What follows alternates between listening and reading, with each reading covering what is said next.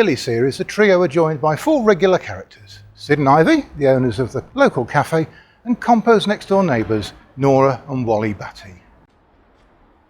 Sid is a jovial but henpecked cafe owner who featured prominently for the first 10 years, running the cafe with his wife, Ivy. He often welcomes Compo's affection for his wife. In one episode he remarks he can't help admiring Compo's nerve. Born and brought up in Manchester, John Compo began his theatrical career with his younger brother Tony as comedy double act, the Compo Brothers, performing in social clubs and pubs. In 1957, the brothers began a regular slot at the Manchester Apollo, performing a variety act titled Compo's Cottage. In 1958, they featured in a regional ITV talent show called Bid for Fame and began working for Butlins, which led to a film contract from the Bolting brothers. In 1959, they were both cast in the film I'm All Right, Jack. Shortly afterwards, Tony decided to leave show business while John continued his film career. Compo had roles in Coronation Street, Z-Cars and Emmerdale Farm before becoming proprietor of the cafe. He also appeared in the BBC sitcom I Didn't Know You Cared from 1975 to 1979. Ivy would often have blazing rows with husband Sid in the cafe. Clegg once said, although not in her earshot, her bark is worse than her bite, but with a bark like that, who needs a bite? Jane Freeman was born in Brentford, Middlesex, but raised in Merthyr Tydfil. She graduated from the Cardiff Castle College of Music and Drama in 1955. After a stay in London, Freeman worked in several repertory theatre companies, including Gloucester and Birmingham.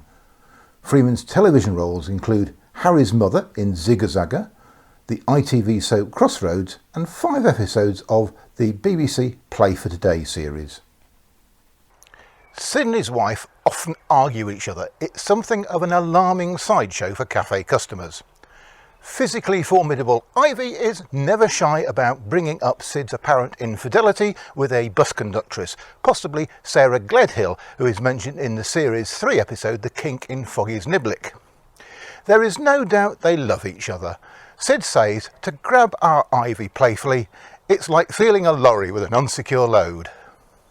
Sid and Ivy do not have children. In the series 1 episode Patty and Chips, she holds a baby for Connie. Then when Chip, Connie and the family leave, she looks longingly as they drive off. Ivy viciously scolds anyone who dares to misbehave or criticise her food. In the series 5 episode Here We Go Into the Wild Blue Yonder, Ivy criticises Nora's taste in hats, so Nora tells Ivy her pastry isn't light enough, which brings Ivy to the verge of tears. Ivy is also a regular target of Compo's attention. He often says that if it wasn't for Nora Batty, he'd be all over her. This regularly results in her hitting Compo on the head with a tray, and then throwing him out of the cafe along with the others. Sid occasionally gets out of the cafe, usually only to the cash and carry in the van, but sometimes he escapes to join the trio in their schemes. In the Series 6 episode From Wellies to Wetsuit, he sells Compo his wetsuit, although it's really a dry suit, and he tries to help him use the water skis that Wally has made. Sid seems to enjoy getting involved in the trio's misadventures. However, even he is frustrated by their antics, notably in the Series 4 episode Getting on Sydney's Wire, where he gets angry with Foggy for interfering with his attempt to wire up a new doorbell and throws him out of the cafe. As Sid is not always there to help run the business, Ivy is rarely seen out of the cafe, which gives her lots of opportunity to eavesdrop on customers. But she somehow manages to close the cafe part of the day to join the ladies' coffee circle. Sometimes they meet for coffee in the cafe when it's closed. Generally, she is the most level-headed of the ladies, but still shares their dim view of the men in their lives.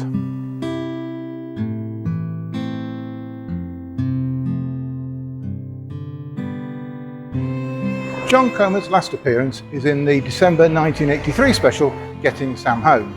His absence is never explained until Sid's death is referred to in the 1986 New Year's Day special Uncle of the Bride.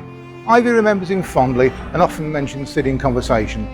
Then in the Series 21 episode Just a Small Funeral, while getting ready to attend Compo's funeral, Ivy finds an old photo of Sid in a handbag and looks at it thoughtfully.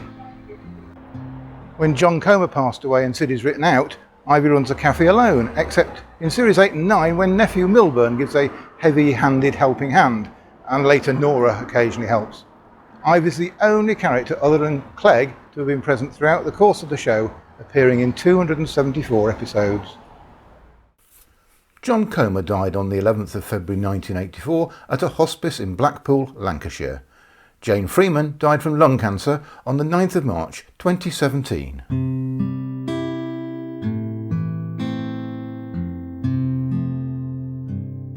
Nora Batty qualified as another of those formidable Yorkshire women, even more so when armed with the yard brush. Nora became a national icon, recognised by her wrinkled stockings, wraparound apron and distinctive hair in curlers. She appeared in 245 of the 295 episodes. Minnie Higginbottom began her acting career with touring repertory companies in 1946, changing her name to Catherine Brandt. After she married John Staff in 1951, she adopted his surname as her stage name, hence Cathy Staff. She started working as an extra for Granada Television in Manchester in the 1960s. Staff had a regular role as Doris Luke in the popular ATV soap opera Crossroads from 1978 to 1984 and 2001 to 2002. Her other television roles included Coronation Street, Open All Hours and The Benny Hill Show. Her theatre roles included many pantomimes. Cathy Staff was the subject of This Is Your Life in 1984. Wally Batty is Nora's permanently shell-shocked husband. A short and quiet man, Nora keeps him on a short leash. He was not seen in the Comedy Playhouse pilot when Compo refers to him as Harold. Joe Gladwin was born in Salford, Lancashire. During the Second World War he performed with concert party The Decoys. He worked as a straight man called Cedric for comic Dave Morris from 1950 until Morris's death in June 1960. He appeared on television from the 1960s at the Pickle Factory in Nearest and Dearest and a recurring role in Coronation Street. He was the voice of the Hovis bread television adverts, and his film roles included Work is a Four-Letter Word and The Reckoning. Gladwin served as Northern representative of the Catholic Stage Guild. He was appointed a Papal Knight of the Order of St Gregory the Great for his charity work. Cathy Staff's character in the pilot was called Eunice and had the first line, "They're taking his telly again," referring to the television rental men coming for Compo set as he wasn't making the payments. She wasn't intended to be a regular character, but Jimmy Gilbert was so impressed with her performance that she had to stay and was renamed Nora for the first series. Nora, who lives here, is apparently one of 5 siblings. Madge, who emigrated to Australia, Billy, who also emigrated but had been dying for 15 years, Clara, who only comes for Christmas, and the only one that we eventually see, Stella, pub landlady. In early series, although Nora was in most episodes, we often saw more of the librarians than Nora herself. Nora married Wally Batty, a railway engineer, in the Second World War.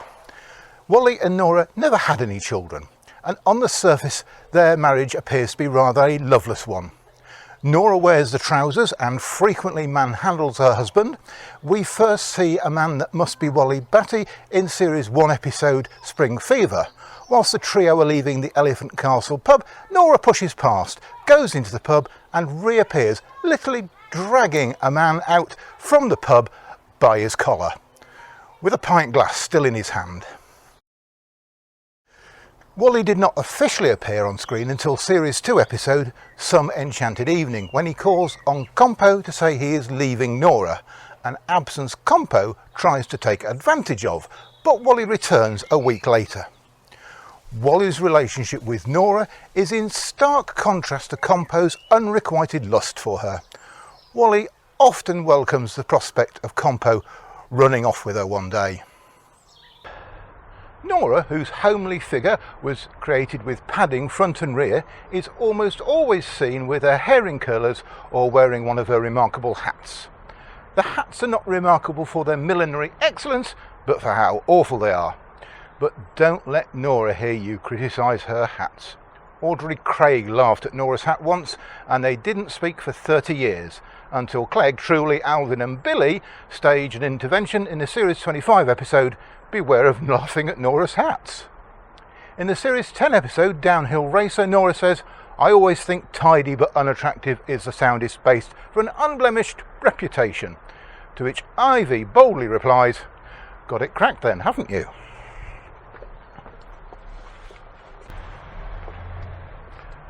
Wally has a passion for racing pigeons. He had a pigeon loft here, but it's been built on.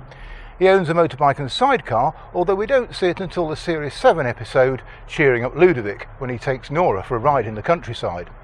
He's often seen doing chores, looking after his pigeons, or stealing a quick moment away from Nora at the pub. Despite being dominated by his wife, Wally has an acerbic wit and is often quick to reply with a sharp-tongued remark.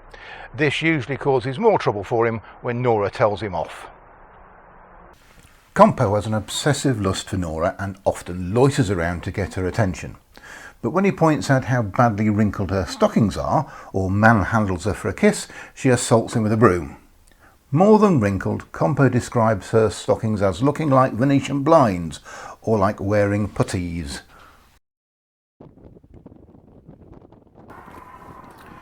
Nora is surprised when she learns that Compo also bothers Ivy. However, she does care for him. In the Series 6 episode, Car and Garter, Compo has volunteered to test drive Wesley Pegden's racing car. Nora is impressed with his dashing appearance in his racing goggles. Then, somewhat inevitably for one of Wesley's projects, the engine explodes in a cloud of smoke. Nora rushes to Compo's side, intending to revive him with a flash of the garter he had given her, but the sight of the wrinkled stockings negated any beneficial effect. Wally uses Compo and Sid at the café as sounding boards when Nora has been berating him. Sid is especially understanding, as he's often on the receiving end of similar treatment from his wife Ivy. Wally sometimes helps the trio out with their exploits. In the Series 6 episode, From Wellies to Wetsuit, he comes up with some makeshift skis for Compo to water ski, wearing Sid's frogman suit. At least Wally stayed on dry land. Compo soon discovered the skis are not a great success. Kathy Staff left the series in 2001 to reprise her role as cleaner Doris Luke in the revival of the ITV soap opera Crossroads, with Nora said to be migrating to Australia. When Crossroads was cancelled, Nora returned, but no reference was made to her trip to Australia or her sudden return. With Kathy Staff unable to appear in Series 30 due to ill health, Nora again left for Australia, this time to care for her elder sister, Madge.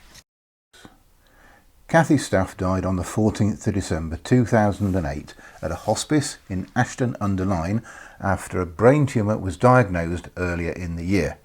Joe Gladwin died on the 11th of March 1987 in Manchester, just days before the broadcast of his final appearance in Series 9.